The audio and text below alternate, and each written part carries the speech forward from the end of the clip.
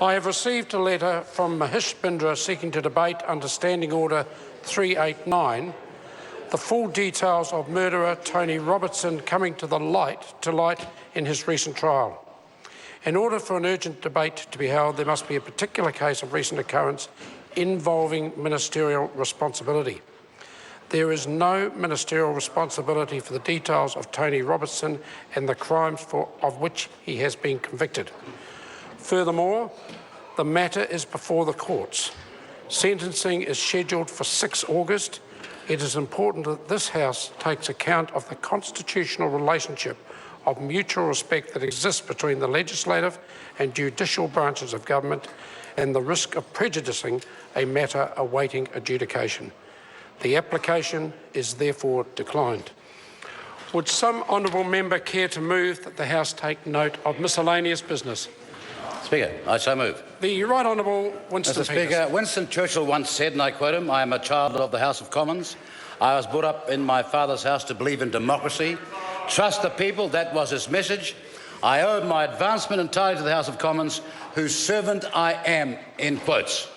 Well, we need to ask the government members and the ACT and United Party members over there, whose servants are they and whose house do they serve? Because this concept of someone else pulling the strings can be seen in the TPPA. And all too little, too late, has Fonterra, Federated Farmers and our primary industries woken up to the bad deal the TPPA is. This Parliament has been denied repeated opportunities to have any meaningful debate on discussions of the TPPA.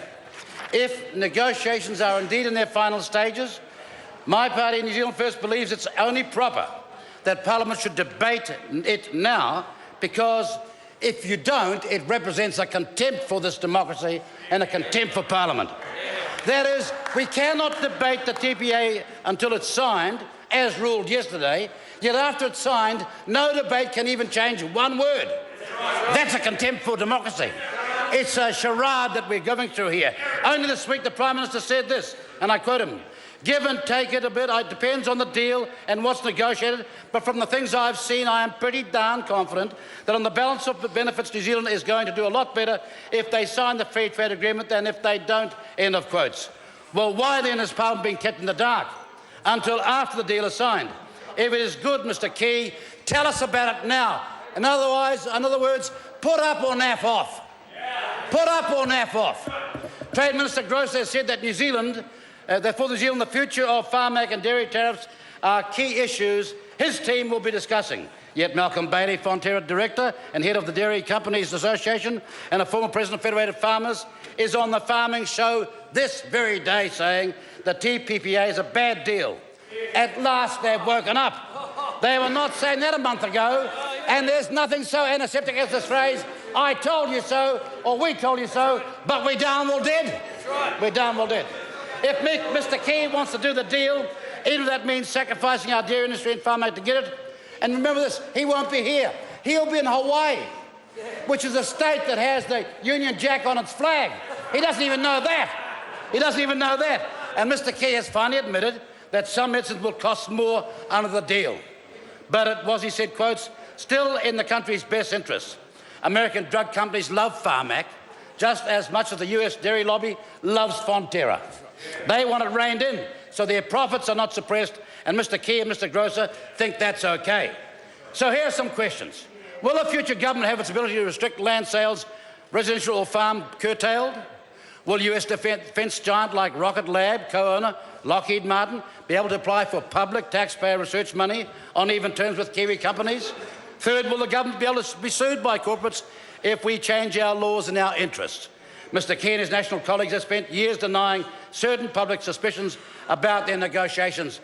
But this month, Mr. Key's been on a serious damage control program, trying to soften up the media and the public against the inevitable backlash. Will the Chinese and Koreans be able to join the other 11 TPPA partners in gaining access to New Zealand homes and land? Of course they will. Mr. Key admitted it in the House today. But in typical style, he's going to introduce taxes to reduce and restrain foreign buying of New Zealand land and homes. That statement is not worth the air it passes on. Has he let Mr. Grosser act as a double economic agent? Yes. Against our foreign interests? Yes. Has he let Mr Grosser commit economic treason? Most certainly. Dismissive of all opponents as, what he said, breathless children. This economic Benedict Arnold should be brought home, and brought home now, and debated before he signs it. So that if we don't like it, or if the MP for Rodney, or Epsom, or the MP that is the list member from Te Aratū doesn't like it, they can actually change the deal. That's what Parliament's for. But no, they're a bunch of yes men. They'll be whipped into line, and they'll pass, and they will pass. Oh, no, my colleagues walked out. My colleagues walked out because they don't like a constitutional atrocity. My colleagues don't like constitutional atrocities. That's why they walked out. They're people of honour. Unlike Mr Bennett, whose major achievement is to rubber stamp everything the government does.